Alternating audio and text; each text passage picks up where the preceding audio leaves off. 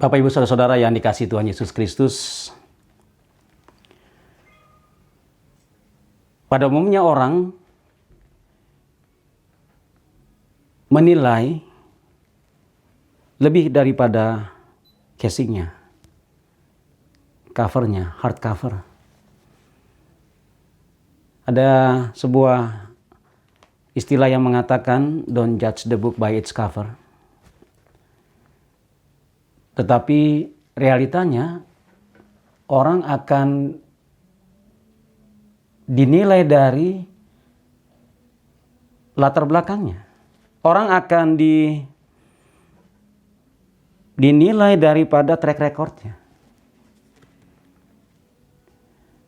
Kalau track recordnya bagus, otomatis biasanya dia akan terpilih. Tetapi kalau track recordnya jelek, tidak, saudara.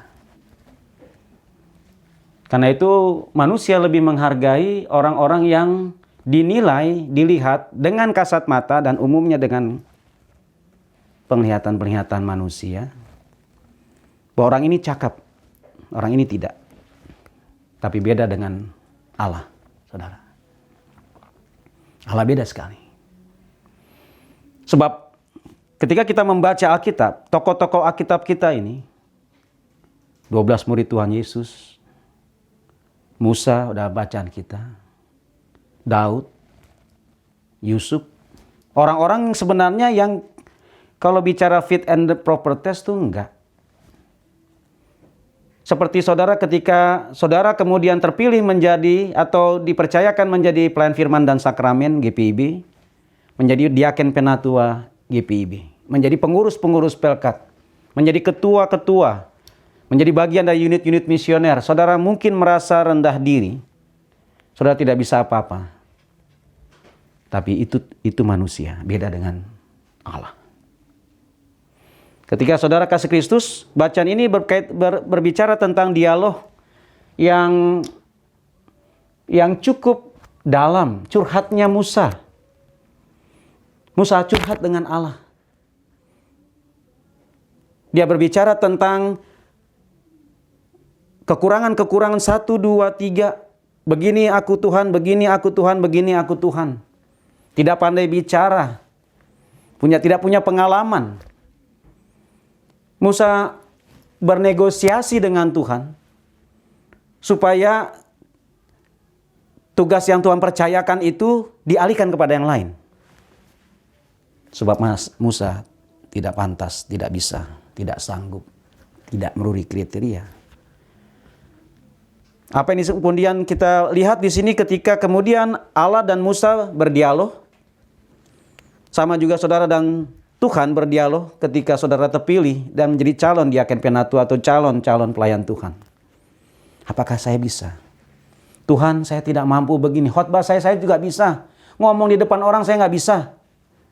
Saya gemetar, jantung saya berdebar. Lebih baik saya disuruh kerja yang lain daripada suruh jadi pelayan Tuhan atau berkhotbah.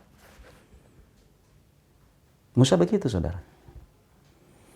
Bayangkan harus memimpin ribuan orang Israel. Keluar dari bangsa Mesir, tanah Mesir. Yang notabene adalah bangsa penjajah yang kuat, yang hebat, rajanya yang bengis. Dan yang jelas-jelas tidak mau mereka keluar. Tetapi Allah mau supaya Musa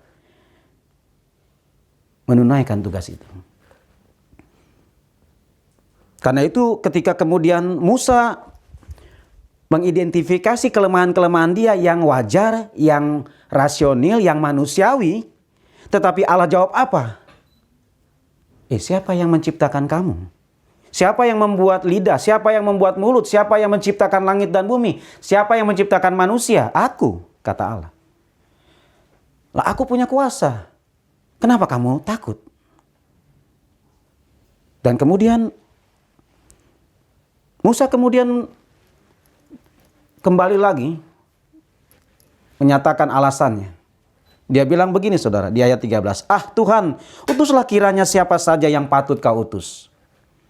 Tuhan menyuruh, Musa menyuruh Tuhan begitu, saudara. Sudahlah yang lain aja. Tuhan, jangan saya deh, saya masih sibuk, saya nggak bisa begini.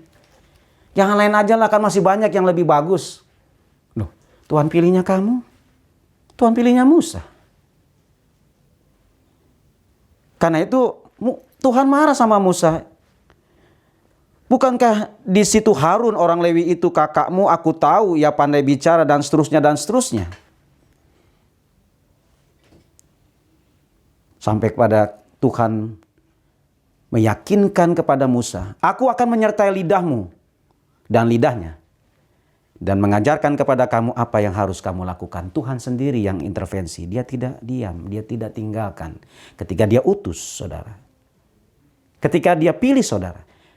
Ketika dia percayakan pelayanan kepada saudara, itu artinya Tuhan akan melengkapi saudara. Sedemikian rupa. Mungkin dalam proses yang panjang, bisa proses yang pendek.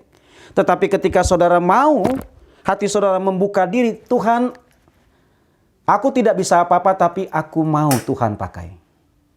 Disitulah saudara, kuasa Tuhan bekerja.